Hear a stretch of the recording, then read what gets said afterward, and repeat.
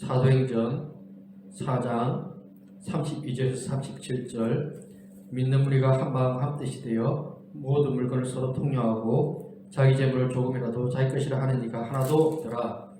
사도들이 큰 권능으로 주 예수의 부활을 증언하니 무리가 큰 은혜를 받아 그 중에 가난한 사람이 없으니 이는 밭과 집 있는 자는 팔아 그 판 것의 값을 가져다가 사도의 발 앞에 두매 그들이 각 사람의 필요를 따라 나누어 줌이라. 구불에서 난 레이족 사람이 있으니 이름은 요셉이라. 사도들이 일컬어 바나바라. 번역하면 위로의 아들이라 하니 그가 밭이 있음에 팔아 그 값을 가지고 사도의 발 앞에 두니라. 아멘. 은혜의 삶은 강요나 강제로 이루어지는 것이 아니라 감사와 기쁨 가운데 자원하며 자발적으로 헌신하는 것에서 시작되어집니다. 그것이 은혜라고 하는 것입니다. 자신이 가진 것이 얼마나 귀하고 아름다운 것인지 알게 되기에 강요하지 않아도 자원해서 헌신하며 충성하며 봉사하며 나누며 섬기는 삶을 살게 되어진 것입니다. 오늘 본문에 등장하는 예루살렘 성도들이 그런 자원하는 삶을 살았고 그 삶을 인해서 한 사람도 가난한 사람이 없었다고 하였습니다. 먼저 성도들이 그렇게 나누게 된 것은 은혜입니다. 그들의 은혜는 사도들이 전한 하나님의 말씀에 있습니다. 사도들은 예수님의 부활을 전하였습니다. 주 예수 그리스도의 부활을 성도들에게 전하였고 그들이 큰 은혜를 받았다고 하였습니다. 첫 번째 은혜는 구원의 감사와 감격입니다. 예수님을 믿는 것입니다. 은혜는 하나님이 주셨다는 내 삶의 모든 것이 하나님의 것이라는 그 마음, 그것을 가지게 되어지는 것입니다. 최근에 한국교회 가장 많이 불리는 찬양이 송경민 교수의 은혜라고 하는 것입니다. 모든 것이 은혜입니다. 그런데 이 은혜가 주님으로부터 시작된다는 것입니다. 주님으로부터 시작되려면 주님이 살아 역사하는 분이어야 합니다. 주님이 전능하셔서 주님이 우주 만물의 주인이 되셔서 모든 것을 주시고 인도하시고 이끌어 주심을 깨닫게 되어질 때 그때 참된 은혜가 임하게 되어집니다. 그런데 주님이 다시 살아나시지 않았다면, 주님이 죽었다면, 십자가에 매달려서 시체로 무덤에 그렇게 들어가 있고 썩었다면 아무런 의미가 없는 것이 되어질 것입니다. 그런데 예수님은 살아나셨습니다. 대제사장이 예수님이 다시 살아난다는 그 말을 듣고 경비병을 세우고 빌라도에게 그 무덤의 돌에 인을 치게 했습니다. 아무도 손대지 못하게 한 것이었습니다. 그러나 무덤의 돌은 움직였고 그곳에 천사들이 있었습니다. 놀란 경비병들이 기절했다가 대제사장에게 예수님의 살아나심을 이야기하자 대제사장은 매수하여서 예수님이 살아난 것이 아니라 제자들이 시체를 훔쳐간 것으로 거짓 소문을 내게 하였습니다. 그런데 제자들이 거리로 나와서 예수님은 다시 살아나셨다. 왜 그렇게 이야기합니까? 그들은 보았거든요. 그들은 본 것을 이야기합니다. 그들은 예수님의 손을 만졌습니다. 도마는 예수님의 손과 옆구리를 만졌습니다. 예수님과 함께 식사했습니다. 예수님의 이야기를 들었습니다. 예수님의 호흡을 느꼈습니다. 그들은 예수님을 보았습니다. 그들은 믿음이 대단한 사람들이 아니었습니다. 베드로는 예수님을 3번이나 모른다고 부인했던 사람이었습니다. 그리고 제자들은 도망갔습니다. 예수님의 그 십자가의 그 죽음을 목격하고 예수님의 시체에 대해서 어떤 것도 처리하지 않아서 아리마대 요셉, 그가 그 무덤을 내놓음으로 예수님의 장례를 치루었습니다. 그런 일이 있었는데 제자들이 예수님의 부활을 전하기 시작합니다. 예수님의 부활을 전하면 율법주의자들, 대제사장 무리에게 핍박을 받고 고난을 당합니다. 그것을 아는데 전했습니다. 세상에 전했습니다. 사람들에게 전했습니다. 이성적으로 보면 대제사장이 전한 거짓 소문이 맞는 것 같습니다. 죽은 사람이 어떻게 살아납니까? 어떻게 죽은 사람이 일어날 수 있습니까? 못합니다. 그런데 일어났습니다. 제자들은 보았거든요. 그리고 전했습니다. 그들이 전했더니 예루살렘 사람들이 변하는 것입니다. 지금 우리에게 놀라운 변화의 역사는 끊임없이 일어나고 있습니다. 예수님은 살아계시기 때문에요. 예수님은 능력이 있는 분이기 때문에요. 죽으셨으나 다시 살아나셨기 때문에 그 예수님을 우리는 믿는 것입니다. 우리가 믿는 예수, 죽은 예수면 믿을 이유가 없습니다. 바울이 부활이 없으면 자신의 인생이 가장 처참하고 비참한 인생일 것이라고 이야기했습니다. 그러나 그는 기뻐했습니다. 그도 예수님을 믿지 않았거든요. 예수님을 전하는 예루살렘 성도들을 핍박했습니다. 그런데 예수님을 만났습니다. 사울아 사울아 어찌하여 네가 날 핍박하느냐.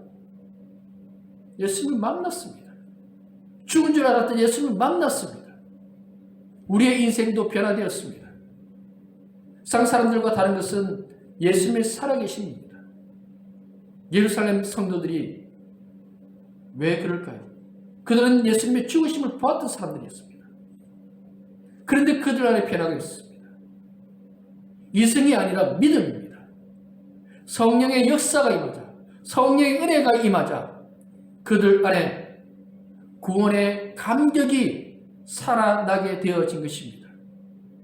예수님이 믿어지는 것, 예수님이 살아계시는 것, 예수님이 나와 함께하고 계심을 깨닫게 되어지는 것이 진짜 은혜가 되어집니다. 믿음은 이성으로, 과학으로, 경험으로 깨달아지고 이해되어지는 것이 아닙니다. 세상의 종교는 사람들이 이해하는 것입니다. 사람들이 깨닫는 것입니다. 돈은 깨닫는 것입니다. 그런데 믿음은 그런 차원이 아닙니다. 주님이 주시는 은혜입니다. 사람이 이해할 수 없습니다. 죽은 사람이 어떻게 살아납니까? 성경의 이야기가 어떻게 믿어집니까? 물이 어떻게 포도주가 됩니까? 어떻게 사람이 무리를 걷습니까? 그런데 믿어집니다. 예수님 믿어집니다. 예수님 역사하신 것이 믿어집니다. 예수님 말씀하신 것이 믿어집니다. 그것이 믿음이거든요. 그것이 은혜입니다. 나의 경험으로는 도저히 이해할 수 없는데, 내가 배워왔던 것으로는 받아들일 수 없는데 예수님이 믿어집니다. 그리고 이 부활의 소식을 전하려면 십자가를 이야기해야 됩니다. 십자가가 왜 있습니까? 나 때문에요. 나의 죄를 위해서 예수님이 십자가에 죽으셨습니다. 죽으셨을 뿐만 아니라 다시 살아나셨습니다. 죽으나 다시 사는 것이 무엇인지 예수님은 보여주셨습니다. 죽음이라고 하는 인간이 가장 두려워하는 그것을 예수님은 해결하여 주셨습니다. 소망이 있습니다. 부활의 소식을 듣고 성도들은 소망을 갖게 되었습니다. 진정한 기쁨을 경험하게 되었습니다. 감사를 경험하게 되었습니다. 능력을 경험하게 되었습니다. 주님이 내 삶의 주인이라는 것을 깨닫게 되었습니다. 내가 변했습니다. 나의 심령이 변했습니다. 내 속에 놀라운 주님의 은혜가 임하니까 변화되어지는 것입니다. 그것이 은혜이며 성도들의 삶이 바뀐 이유이기도 한 것입니다. 성도들이 자신들이 가진 밭과 집을 팔아서 제자들 앞에 내놓았습니다. 그들은 부자가 아닙니다. 대부분의 성도들 가난합니다. 로마의 지배를 받고 있으므로 많은 세금을 내어야 했습니다. 세리장들을 싫어했던 이유는 로마로부터 지배를 받으며 가난한 삶을 살고 있기 때문에. 그런데 조금 더 가졌던 사람들이 자신들이 가진 밭과 집을 내놓았습니다. 밭과 집을 내놓으면 그들 뭐 먹고 삽니까? 없잖아요. 집이 없습니다. 밭이 없습니다. 일구어야 할 소출이 없습니다. 뭘 먹고 삽니까? 그런데 내놓았습니다. 나보다 더 힘든 사람, 나보다 더 아픈 사람, 나보다 더 가난한 사람들 나누고 섬기라고 사도들 앞에 내놓았습니다. 그들은 주님의 사랑을 알았거든요. 주님의 그 십자가의 은혜와 사랑을 그들은 깨달았습니다. 주님이면 됩니다. 여호와는 나의 목자시니 내게 부족함이 없습니다. 예수님은 나를 위해서 십자가 주셨는데, 나를 위해서 생명까지 다 주셨는데 나는 무엇을 주님께 드릴까? 그 마음 가지고 집과 밭을 교회 앞에 드렸던 것입니다. 아깝지 않습니다. 예수님이 성전에서 헌금하는 사람들을 보았습니다. 두 랩돈, 과부가 가진 전부였으나 그녀는 그것을 헌금함에 넣었습니다. 하나님이 주신 은혜에 감사가 있었고 감격이 있었습니다. 우리가 회복해야 할 것이 바로 이것입니다. 모든 것이 주님의 은혜입니다. 주께서 주신 것으로 드립니다.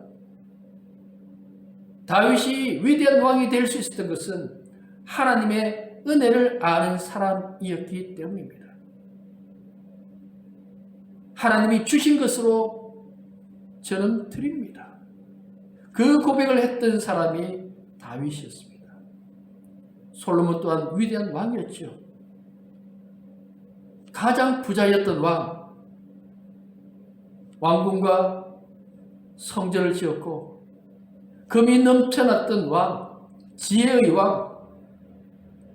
그러나 그는 하나님께 쓰임을 받지 못한 사람이 되었습니다. 가질 줄만 알았지 나누지 않았습니다. 그의 다음 세대 르호보암이 왕이 되었을 때 백성들이 몰려왔습니다. 우리의 짐을 가볍게 해주십시오. 솔로몬 시대에 20년간 부역을 했습니다. 성도들이 힘들었습니다. 그런데 창고는 가득했습니다. 창고는 가득한데 성도들이 무겁다고 합니다. 그들에게 나누지 않은 것입니다. 그들에게 베풀지 않았습니다. 그랬더니 백성들은 떠나갔고 나라가 약해지니 애굽의 왕이 쳐들어와서 솔로몬이 쌓아놓았던 왕궁의 창고의 보물이 다 사라져버렸습니다. 사람이 재물을 쌓으려고 하면 얼마나 고생합니까? 고생하고 또 고생해서 돈을 모으지만 사고가 나면요, 몸이 아프면요, 언제 어떤 일이 벌어질지 모릅니다. 돈 새 나가는 것은 한순간입니다. 그게 인생입니다. 우리는 주님이 주신 그것에 감사해야 합니다. 숨 쉬는 것도 감사하고요, 우리가 걸어 다닐 수 있는 것도 감사하는 것입니다. 11절 하는 이유가 무엇입니까? 내 것이 아니라는 것입니다. 시간도 내 것이 아니고 물질도 내 것이 아니고 건강도 내 것이 아니고 직장을 주신 것도 내가 시험 쳐서 내가 좋은 학력을 가져서 합격한 것이 아니라 하나님이 주셔서 되어진 것이라는 그 감격이 우리 속에 다시 살아나야 하는 것입니다.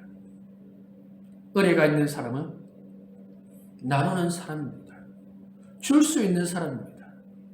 부자이기 때문에 주는 것이 아닙니다. 가난해도 줄 수 있습니다.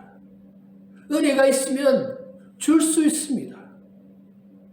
선한 사마리아 비유에서 강도 만나서 죽어가고 있는 사람, 제사장과 레위인은 그냥 지나쳤습니다. 그런데 율법에 대해서 전혀 모르는, 그것과 상관없이 살아가는 사마리아 사람은 강도 만난 사람의 상처에 포도주를 부어서 씻기고 주막에 데려가서 돌보고 자신이 주막을 떠나면서 주막 주인에게 내가 돌아올 때까지 돌보고 돈이 더 들면 그것까지 지불하겠다고 합니다. 그것이 성도의 모습이어야 합니다. 주는 자가 받는 자보다 복됩니다. 예수님은 잔치를 열 때 줄 수 있는 사람, 다시 대갚을 수 있는 사람을 부르는 것이 아니라 가난한 사람, 없는 사람을 부르라고 하십니다. 우리는 주고받는 그런 계약 관계가 아니라 그 사람이 주지 않아도 줄 수 없는 형편이 있다 할지라도 사랑하는 마음을 가져야 하는 것입니다. 주님이 주셨잖아요. 우리가 사랑받을 자격이겠습니까? 베드로 예수님 모른다고 3번이나 부인했습니다. 제자들 다 떠나갔습니다. 그런데 예수님은 그런 그들을 사랑하셨습니다. 사랑하는 그 자리에 예수님이 계십니다. 예수님이 부활하신 후 제자들이 다시 고기를 잡으러 갔습니다. 제자들에게 배 오른편에 그물을 내리라고 말씀하셨습니다. 백신 3마리의 고기를 잡은 제자들이 무트로 왔을 때 예수님은 그들의 먹을 것을 준비하셨습니다. 그리고 베드로에게 묻습니다. 요한의 아들 시몬아, 네가 나를 사랑하느냐? 그렇게 3번이나 물으셨습니다. 예수님의 그 말씀은 베드로를 사랑한다는 것입니다. 베드로는 예수님 모른다고 부인했지만 예수님은 베드로를 여전히 사랑하셨습니다. 우리가 부족하고 우리가 연약하고 우리가 넘어진다 할지라도 예수님은 사랑하시고 또 사랑하십니다. 예수님의 그 사랑이 너무 큽니다. 탕자의 마음이 우리 가운데 있어야 합니다. 탕자는 아버지 떠났습니다. 아버지가 싫어서 떠났습니다. 그러다가 모든 것을 다 잃고 아버지 집에 왔는데 아버지를 끌어안습니다. 잘 나왔다고 두들겨 줍니다. 신발을 신기고 옷을 입히고 반지를 끼우고 잔치를 열어줍니다. 우리가 무엇인데? 우리는 주님을 모른다고 했는데, 주님을 외면했는데, 주님이 사랑하신 그 사랑을 지나갔는데, 그런데 주님은 사랑하신답니다. 우리가 너무 좋다고 하십니다. 우리가 뭔데요? 우리가 뭐 잘났어요? 우리가 뭐 대단했어요? 그냥 죄인이잖아요. 연약한 사람들이잖아요. 부족한 사람들이잖아요. 안 되는 것으로 가득한 사람들이잖아요. 그런 사람들을 사랑하신다는 것입니다. 사도를 통해서 이런 주님의 놀라운 사랑을 들으니까 그들의 가슴이 뜨거워지는 것입니다. 어떻게 하면 주님의 은혜에 보답할까? 자신들이 가진 것이 있었습니다. 얼마 안 되는 밭이지만 조그만 집이지만 그것을 팔아서 사돈 앞에 내놓고 이것으로 섬기기를 원합니다. 나누기를 원합니다. 주기를 원합니다. 그러므로 예루살렘 성도들은 한 사람도 가난한 사람이 없었다고 했습니다. 그들은 나누었는데 또 누군가가 그 사람들의 필요를 채워줍니다. 나는 나누었는데 또 누가 내 것을 내 주머니에 넣어주었습니다. 나의 먹을 것을 채워주었습니다. 내 삶을 책임져 주었습니다. 나는 섬겼는데 주님이 더 많이 주십니다. 나는 하나를 드렸는데 주님은 10개, 100개를 주십니다. 이것이 주님의 법칙이며 주님을 사랑하는 사람을 돌보는 주님의 은혜와 능력이 되어지는 것입니다. 마지막으로 이런 사랑과 나눔의 중심에 있었던 사람이 바나바입니다. 바나바는 이름이 아닙니다. 바나바는 요셉이라는 이름이 있습니다. 요셉이라는 이 사람이 예루살렘 교회 사도들 다음 가는 지도자입니다. 그런데 그가 섬겼습니다. 나누었습니다. 사랑했습니다. 그러니 사도들이 그를 바나바로 부르기 시작합니다. 바나바는 위로의 아들, 위로하는 사람, 격려하는 사람, 그렇습니다. 등 두들겨주고 힘이 되어주는 그런 사람이 바나바였습니다. 바나바만 보면 사람들은 힘이 났습니다. 고난 속에서도 바나바는 힘이 되는 사람이었습니다. 연약하고 힘든 사람 등 두들겨주고 자신의 것을 가지고 나누고 섬기고 돌보는 그런 사람이 되었습니다. 바나바는 안 힘들까요? 힘듭니다. 바나바도 힘든 사람입니다. 사람은 누구나 힘들고 어려운 일이 있습니다. 그럼에도 불구하고 바나바는 위로자가 되었습니다. 누군가의 아픔을 들어주고 기도해주는 사람, 그런 영적으로 건강한 사람이었습니다. 주님의 은혜로 넘쳐나는 사람이었습니다. 주님의 사랑으로 넘쳐나는 사람이었습니다. 위로할 수 있는 사람은 사랑하는 사람, 사랑하는 사람은 사랑을 받은 사람, 주님의 은혜를 아는 사람, 십자가의 은혜를 아는 사람, 그 사람은 위로할 수 있습니다. 많이 가졌기 때문에, 많이 배웠기 때문에, 마음의 여유가 있기 때문에 사랑하는 것이 아닙니다. 위로하는 것이 아닙니다. 주님의 마음이 있기 때문에 사랑하고 위로할 수 있게 되어지는 것입니다. 바나바는 대단한 능력의 사람이 아니었습니다. 하지만 그가 가는 곳마다 사람들 안에 놀라운 변화가 일어났습니다. 그가 안디옥에 사역자로 갔습니다. 그랬더니 안디옥이 그리스도인이라는 말을 처음으로 들었습니다. 예수의 사람, 예수의 향기가 나는 사람, 예수 믿는 사람, 그 모습이 바나바를 통해서 안디옥 교회 안에 나타났습니다. 수많은 과부와 고아들을 돌보는 교회, 삶 속에서 주님의 사랑을 나타내는 교회가 되었습니다.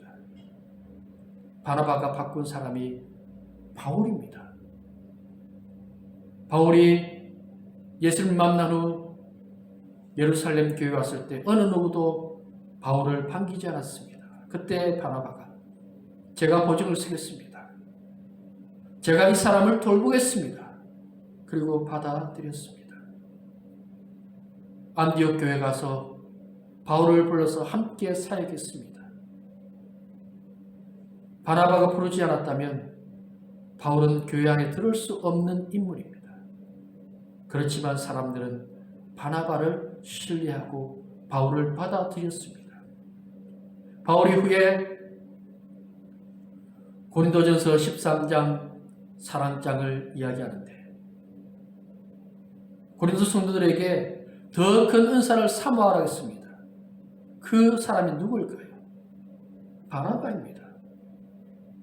바울이 예수 그리스도의 사랑을 실천한 사람 바나바를 보았습니다. 바나바는 어떤 능력을 행하는 사람은 아니었습니다.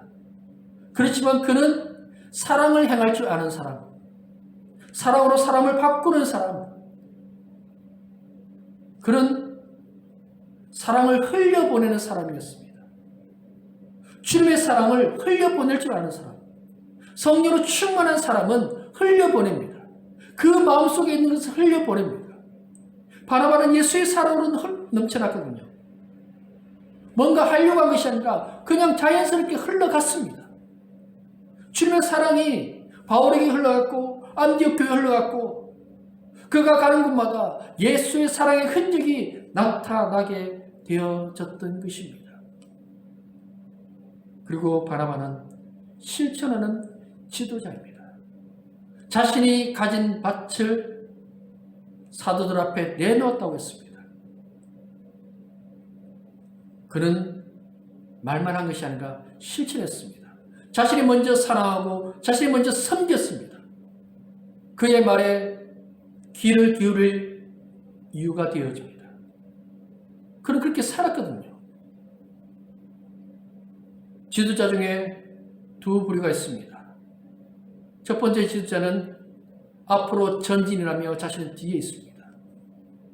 또 한 부류는 나를 따르라고 하는 지도자입니다. 6.25 전쟁에서 소위 계급이 가장 많이 죽었습니다. 소대장이었기 때문에 나를 따르라고 외치며 앞에서 싸웠습니다. 나를 따르라면 아플 수 있습니다. 나를 따르라면 손해볼 수 있습니다. 그런데 나를 따르라 하고 싸울 때 이길 확률이 높아집니다. 우리는 주님의 말씀을 따라서 참된 영적 전쟁에 참전한 사람으로서 사람들에게 나를 따르라고 외칠 수 있는 그런 사람이 되어야 합니다. 바울이 그리스도를 본받는 것 같이 나를 본받으라고 했습니다. 그를 어떻게 본받을 수 있습니까? 그는 그렇게 살았거든요. 그런 모습이 있었거든요. 우리가 바나바를 본받으며 또한 세상 사람들이 우리를 본받을 수 있는 그런 삶을 살아야 합니다. 어느 누군가 사역자가 아니면 성도가 간증할 때 우리의 삶을 감정의 인용문으로 쓸 수 있는 그런 인생으로 살면 얼마나 좋겠습니까? 어느 성도님, 어느 집사님, 어느 권사님, 그분이 저를 살렸습니다. 그분이 저를 일으켰습니다. 그분의 삶을 보고 배웠습니다. 그런 이야기를 들을 수 있는 성도가 되어야 되지 않겠습니까? 우리는 바나바가 되어야 합니다. 우리가 행해야 합니다. 누군가 행하겠지가 아니라 우리가 사랑하고 우리가 섬기고 우리가 나누기 시작할 때 세상에 놀라운 변화는 일어나게 되어지는 것입니다. 상이 어떻게 변합니까? 내가 변하는 것입니다. 우리는 벌써 변해져 있습니다. 예수 그리스도의 은혜로 변해져 있습니다. 이 변화된 것을 삶으로 나타내어야 합니다. 상은 더 가지려고 합니다. 그러나 믿음의 사람은 주는 사람, 나누는 사람, 섬기는 사람이 되어야 합니다. 우리는 바나바처럼 섬겨야 합니다. 줄 수 있는 사람이 되어야 합니다. 주는 사람이 받는 사람보다 더 복됩니다. 주십시오. 더 사랑하십시오. 더 나누어 보십시오. 그러면 세상은 어느 순간 변화되어 있습니다. 가정이 변화되어 있습니다. 직장이 변화되어 있습니다. 내 옆에 있는 사람이 변화되어 있습니다. 나로 인해 상이 변하는 것을 보는 것, 이것이 얼마나 큰 기쁨이며 감사인지 모르겠습니다. 말씀을 맺겠습니다. 우리는 은혜 받은 사람입니다. 십자가의 은혜, 또한 부활의 소망을 가진 사람입니다. 우리의 이 은혜와 감격을 삶으로 나타내어야 합니다. 예루살렘 성도가 되어지며 바나바와 같은 그런 삶을 살 때 주님의 역사는 일어납니다. 우리의 사랑의 실천을 이 땅에 나타내기 시작할 때 복음의 열매로 주께 영광 돌리게 되어질 것입니다. 기도하겠습니다. 아버지 하나님, 감사합니다. 웬 은혜인지요, 웬 사랑인지요. 구원받을 수 없는 자들을 구원하셨습니다. 예수님은 낮아지고 또 낮아지셔서 사랑하시고 섬기셨습니다. 십자가에 죽으셨을 뿐만 아니라 다시 살아나셨습니다. 지금도 살아 역사하시는 주님을 믿고 우리에게 생명 주신, 우리에게 진짜 생명 무엇인지 진리가 무엇인지 알려주신 그 은혜에 감사하며 나누며 섬기는 자의 삶을 살게 하시옵소서. 우리가 바나바가 되기를 원합니다. 우리가 먼저 솔선수범하며 주의 역사를 이루는 자로서 이 땅을 변화시키며 고치는 자로서 주의 영광을 나타내는 믿음의 도가 되기를 소망하니 함께 하시고 도와주시옵소서. 예수님 이름으로 기도드립니다. 아멘.